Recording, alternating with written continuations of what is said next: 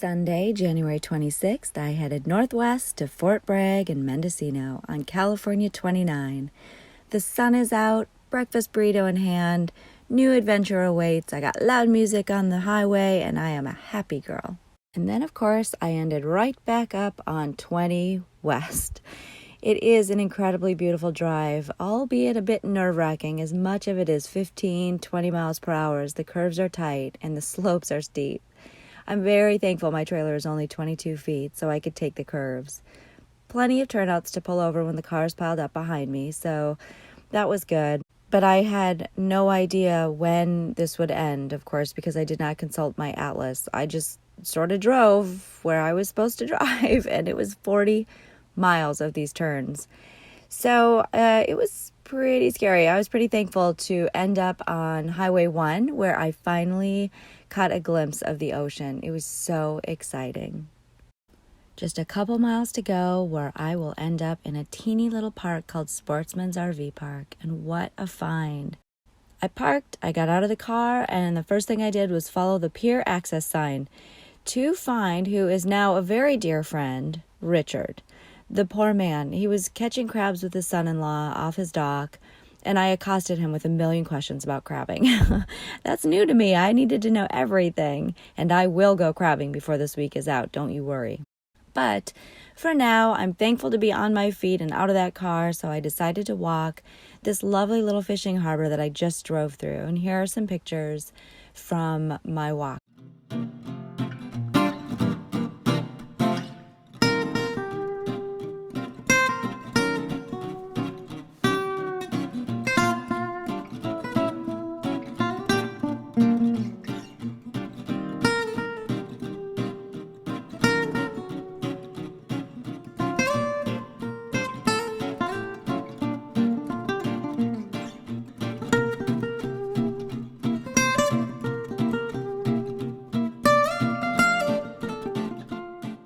But it is time for a beer. Little did I know that 20 feet from where I was parked, I could follow this little sweet path by a tiny bookstore and find one of Fort Bragg's local hangouts, Django's Rough Bar Cafe, where they had live music, amazing food. These are my fresh crab tacos with blue cheese potato chips, yum, great beer, and incredible views. You gotta love a place where a boy named Billy recognizes you're cold, puts you under a heat lamp, gives you a blanket, and buys you a beer.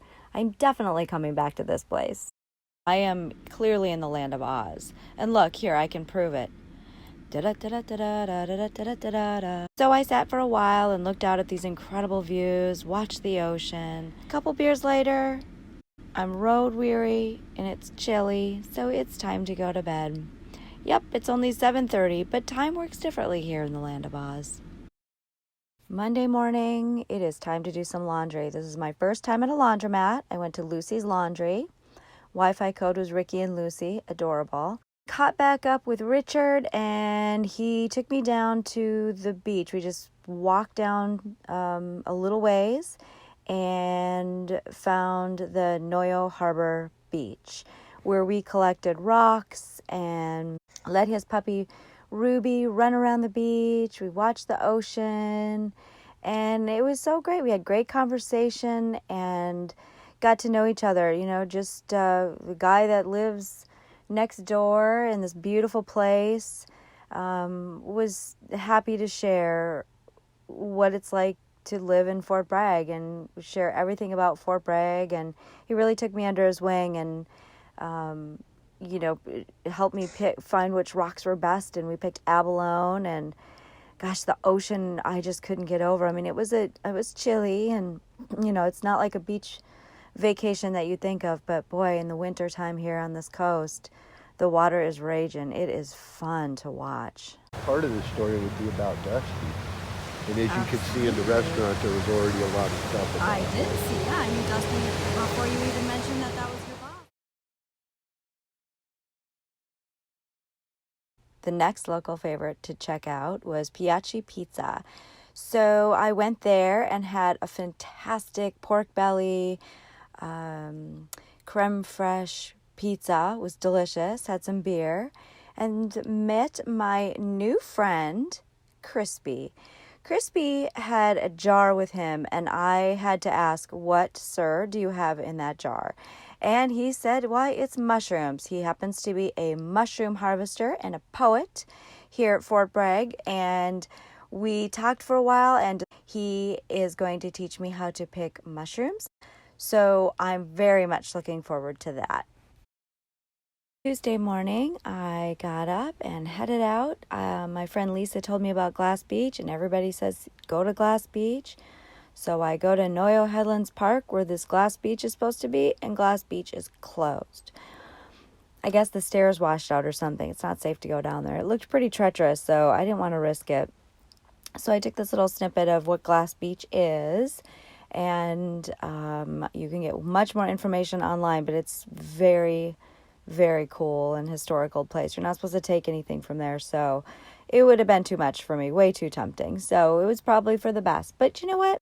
There was, right next to it was a kind of a little cove beach that you had to climb down into, and I had that thing all to myself. And look, there's still all kinds of good things on this beach to pick up, and no one said I couldn't pick up things from the beach next to Glass Beach. So I donned my mermaid socks, and I'm gonna go hunting for treasure. And that's just what I did. It was so great. I found so many crazy things on this beach.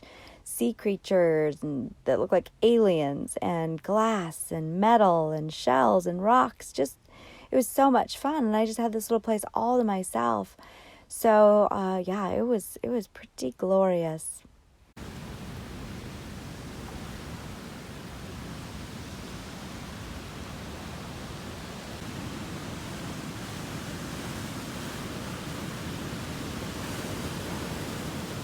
Here's my haul off of that beach. It was so much fun. Look at all these great treasures. Thank goodness I had a big backpack with me that time. This was a huge park, and after I procured my new treasure, I decided to keep walking, and it's huge. It just goes on for miles, and there's little pockets and little beaches that you can get down into. I passed by this funny old man who was fixing his bike, and as I approached him, he handed me 2 pieces of glass and told me he was a certified diamond inspector, and that those are diamonds and I could find emeralds and rubies and get rich. I was like, yay, that's exciting. So off I went to go find more treasure. And really, the treasure is just being here and listening to the ocean and watching the waves lap and just being out here, really, with maybe a handful of people. You know, the solitude by being at the ocean is so beautiful, and I appreciate it so much, being all landlocked up in that state close to Kansas. And I got my toes in the sand and, you know, just walked and sat and stared and reflected, and it was beautiful. I loved it. So I came back and caught up with Richard and told him all about my finds and my day over there at Glass Beach. And he gave me such a beautiful gift. He gave me this beautiful abalone shell that I don't know what I'm going to use it for yet, but something special. I love it. Wednesday morning was my day to drive into Mendocino upon my friend Alex's recommendation, and what a sweet village. I got out of my car, and this is what I saw. The first thing, I was like, dang, it's so pretty here. So I walked to the little village in the morning, and unfortunately the Ocean's quilt shop was closed, but I did get a few trinkets from this cute little store called Out of This World, and a few beads from Rubiette Bead Shop. I went up these stairs to a restaurant called Flo, where I had Eggs Benedict over polenta and this beautiful view. And you know what I decided about Mendocino? You need more than a day to see Mendocino. Next time I come, maybe I'll stay in Mendocino for a couple days so that I can really take in the village. So I loved what I saw of it. I can't wait to come back. You know, a lot of the shops were closed. It's off season now. So the other thing I wanted to do, since I was a little bit more south than I was staying, is continue on to a beach called Navarro Beach, where Richard told me we could find some really beautiful rocks there. So we decided to meet up there in the afternoon. I spent the time just kind of walking the beach. It was super windy, and this was raging, this ocean. So it was really fun to sit and watch everything. There's a whole bunch of driftwood and wood along this beach, so I got to see some hobo chic homes. I saw a mom and her two little girls playing and collecting rocks, and these little frilly tomboys are climbing up this big rock. They were so cute. They look like little tiny pirate children. So I talked to them for a little while. That was super fun. And just watched the ocean come in. It was just loud and crazy, and just the energy was so exciting. I loved it. We sat down at a spot and let Ruby run around, and here we are digging for rocks. What's up, everybody? Northern California rock hunting. And here's Ruby. We're rock hunting at Navarro Beach, and it's awesome. I have so many treasures to bring home. I'm so excited. Thank you, Richard, for showing me Navarro Beach. I love it. And as you can see, I made an even bigger haul from Navarro Beach and just got a ton of little rocks, and not sure what I'm going to do with them. Definitely include them into some art piece somehow, some way, some time.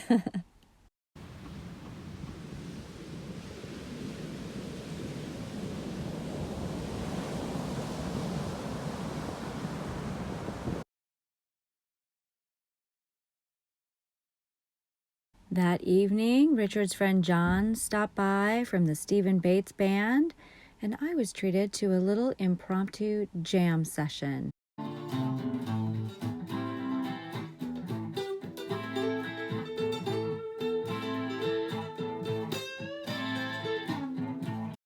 that was a really cool way to watch the sun go down with my new friends. Thursday, the day is finally here. I'm going crabbing. I walk out to the pier, and that Richard's already caught a little Dungeness just as I was walking up.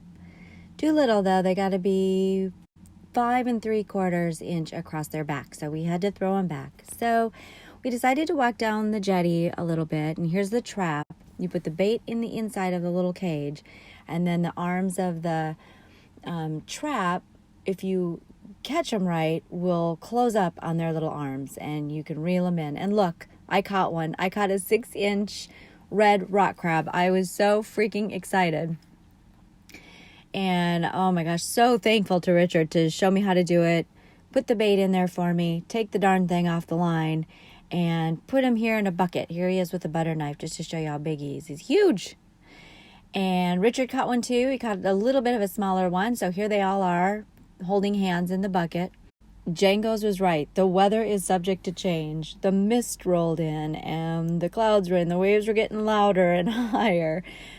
And this little rescue boat's cruising by, and it just got nuts. The water came up and completely soaked me as I was sitting on this rock. It just came up out of nowhere, and I was like, okay, this was good, clean fun. Now it's time to go back to the pier and see if we can have the same kind of luck there. So we walked back over and just put a line in, and I did actually catch another one, a little Dungeness one, and then Richard was kind enough to go down to the boats to get a couple more, so that when we had our little crab boil, we had more than 2 crabs we were doing. And like a little kid, of course, I looked straight into the bucket, and this guy on top was just like looking at me, doing this weird, I don't know what it was, but yeah, we're not in Denver anymore, peeps. This was crazy. Richard showed me what a good harbor crab boil is right there by the fire. So here we are, putting them in the water. They're all cooked up, cleaned, and we ate good that night. Thanks again, Richard, so much. It was an amazing day. I've got another couple fun days here at Fort Bragg. Gonna go do mushroom picking on Sunday, and then I've got to pack up and leave Monday, just 20 miles up the coast, where I'm gonna stay at Westport Beach. And I'm just gonna stay on the beach and do nothing but work by the ocean. I cannot wait. But Richard, Crispy, people of Fort Bragg, I am 100% confident that the Yellow Stitch Road will lead me right back here one day soon, because Fort Bragg is my Emerald City, and I have had the best time. Up next is States in Stitches. As I travel, I realized I wanted a fun way to display the states that I have visited and stayed overnight with Buffy. And of course, a little quilt came to mind. And so I call this project States in Stitches. I had an outline of the US map that I just got off the internet printed on fabric over at Spoonflower and intend to fill in the states with different fabrics using the fused applique method. I have a few kits made up if you'd like to follow along and do the same, and here I'll show you the process. So in the kit, you'll receive the fabric printed map, the batting and backing, 50 5-inch squares, and the fusible product that I'm using here, which is heat and bond. And then, of course, a cheat sheet of where the states are, because if you're anything like me, I'm going to have to learn more about these states as I visit because I can't ever remember what the heck order they are, especially down there in the southeast. So I've cut the fabrics roughly to size, but the first thing you want to do is just press out the map, the batting, and the backing. You want to trim the map to 1/4 of an inch outside that blue line, and then lay it over the pressed batting, and then trim the batting to the exact same size as the piece of fabric, including that 1/4 inch seam allowance.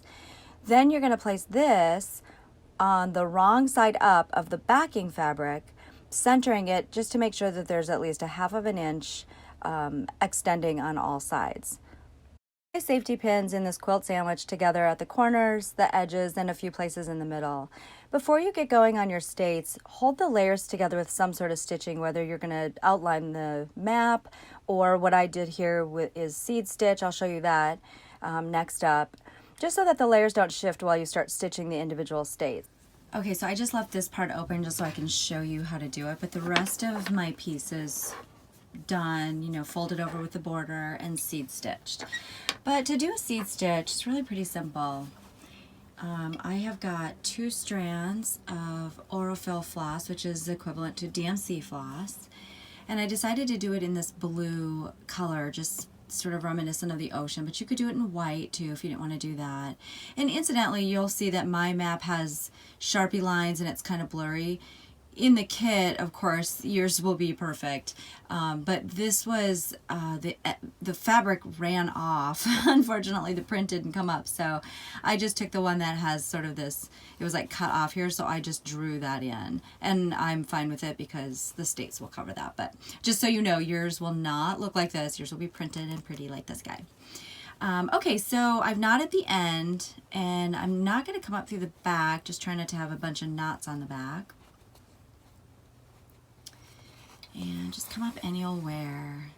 Basically spreading the seed stitch out about 1 inch apart, and just keep it random. But we want to quilt it as well. So the first little guy, so what you're going to do is pick up, go 1/16 of an inch in, and make sure you go all the way back till you can feel that, go slow, but you want to make sure you can feel that needle in the back, and make sure you're picking up some of the backing fabric just on this first stitch, and then come up in or right next to where you're coming out of the first time. And just slowly pull it, and then go into or next to that same hole, and then travel the needle under the batting, but not through the backing. And you want to go under the batting because if you go right on top, you'll see a blue line beneath this white. I can still see it, honestly, even though I'm through the batting or under the batting, but I don't care because it kind of looks like water. You might not even be able to see it. You have to look really close to be able to see the blue line where I've traveled from seed stitch to seed stitch. But that just further enhances my little water background, so I'm totally fine with that. Okay, so I've traveled about 1 inch and just come up, okay, and just pull the fabric so that you're not bunching up your quilt.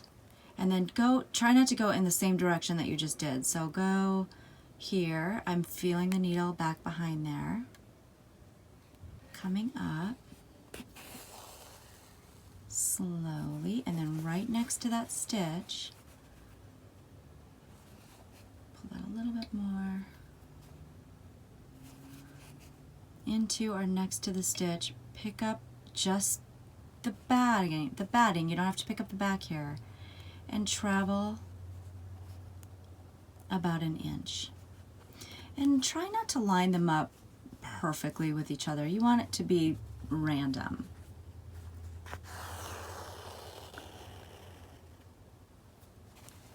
Okay.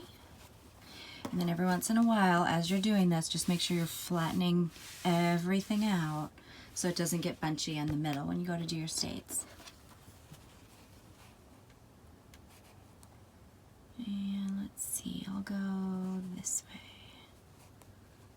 And just, if you can stay about a 1/16 of an inch, somewhere between that and an 1/8 of an inch, it'll look uniform enough. That one might have got a little long, but that's okay. I'll shorten the next one up. I'm under the batting. Go a little further. Okay, so you get the idea. So I'll go ahead and go fill in the rest of this, and then the next thing I'm going to do is show you how to fold up this and stitch the border. Okay, yay! Now that my seed stitch is all completed, I'm going to go ahead and finish this last folded side. So to miter the corners, you know, as you can imagine, we're going to fold it under just 1/4 of an inch to the fabric, and then we're going to flip it over and sew the fold right along that blue line there. So that's a nice guideline. But before you fold it the first time, what you'll want to do is just fold in the little corner. And if you have a little iron with you, just give it a little press. You can finger press that, but hey, if we have electricity, we're going to go ahead and plug that in. Okay. And then this side. And as you're doing your border, just keep an eye on, you know, you may want to do it on a cutting mat, or I've got this pressing surface here with a measuring gauge guide. And keep an eye on like where you're lined up here and here. Just so that, you know, as you're folding it under, you don't go too far, you know, this way. We're going to try to keep this as rectangle as we can. Okay, so once you have your corners here, then go ahead and press this down just so that the raw edge is coming close to the raw edge of the map and the batting. I like to give it a little bit of space for turning over, so I don't do it exactly raw edges together. You know, you can see that little space in there, I think. You're going to fold this up. Okay, and then there's the miter. You can play with it. Just see if you can't get the points to match up there, and then just press that down.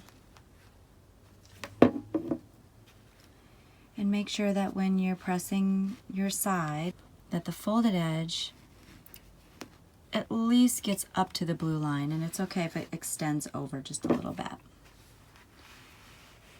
Press that in place, just a little bit at a time.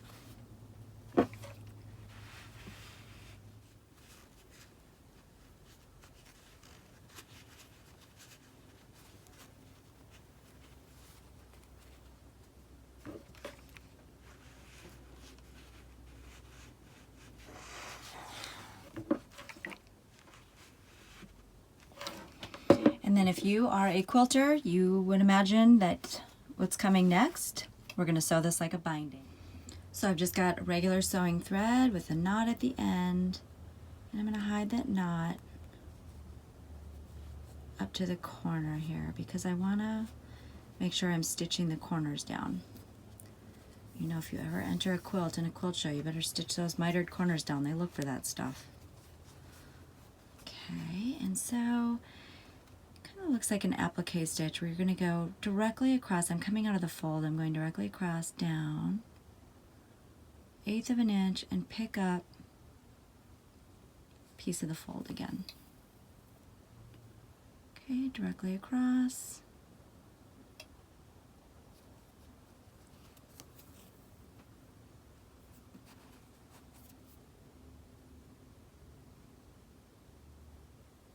Couple stitches will hold it in place, and now we're at the corner. So same kind of thing, we're just going to pick up a piece of the background and the batting and the backing this time, because we kind of want to quilt this down so that the border looks like a border. You know, it'll puff out a little bit more if you can pick up the background. And of course keep the quilt in place. So I didn't pin this or anything. I'm just gonna hold it down as I stitch. So I'm coming out of the fold directly across and in the background, picking up the fabric, the batting and the backing, come up 1/8 of an inch, and then also just pierce the fold. One or two threads in is just great. And just slowly stitch it up.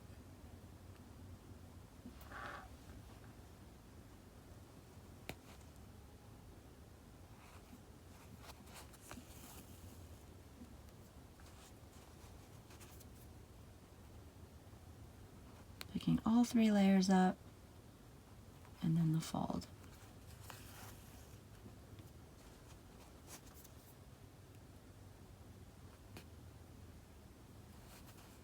And now that you have your map all stitched up and finished off and hangable, now it's the fun part.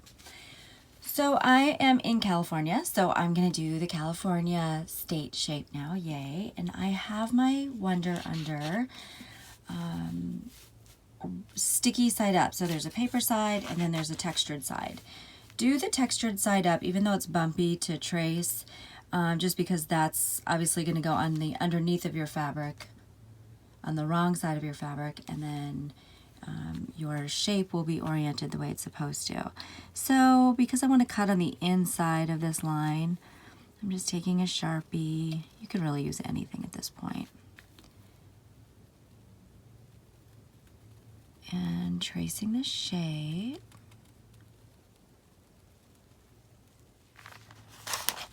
And then just cut it out as closely as you can on that line. You know, and then just before you fuse it to your fabric, just make sure, you know, that you've got most of the lines navigated here. I can see a little spot where I didn't cut it far enough here, but really once I stitch it all down, I should be fine. In fact, that actually may work if I just bring it in a little bit. So I'm going to press this now to the wrong side of the fabric that I've chosen for California. So of course I want to do this sort of wavy water California, reminiscent of my trip with the big waves. So I'm just going to plop this down, making sure that the waves are sort of on the outside, on the coast part.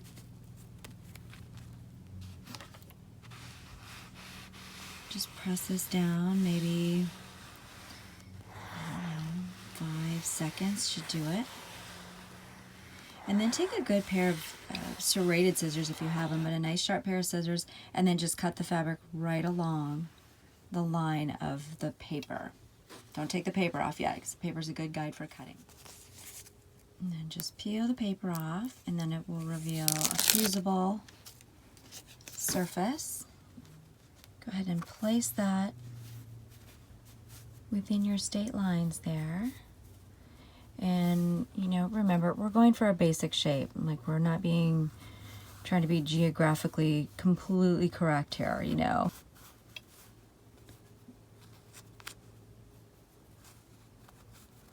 That looks pretty good to me. So then, just hold it in place and press it down.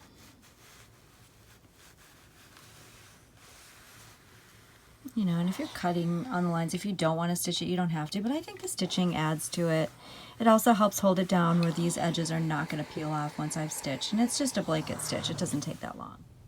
So what I have is the smallest needle that I could possibly use, because it is tough to get through some of this heat and bond, Wonder Under, you know, whichever product you're using, especially if it's more of a crafty fusible than a quilty fusible. You are going to want the smallest needle possible. I have 2 strands of black DMC floss, and so not to put knots on the back, I'm just going to run this through the batting to my starting point here.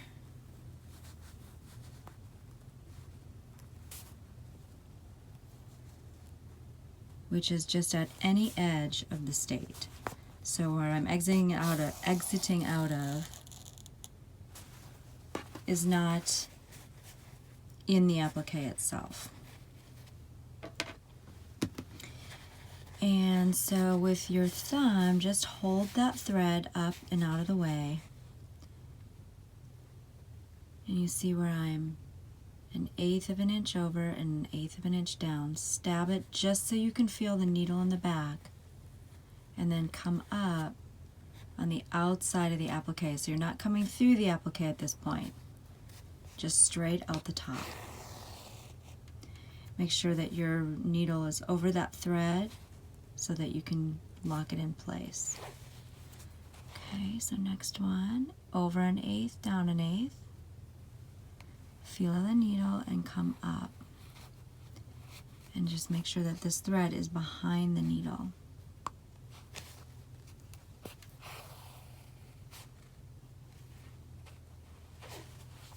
When I get to a right angle, what I do is I'll go into it and come up at the point.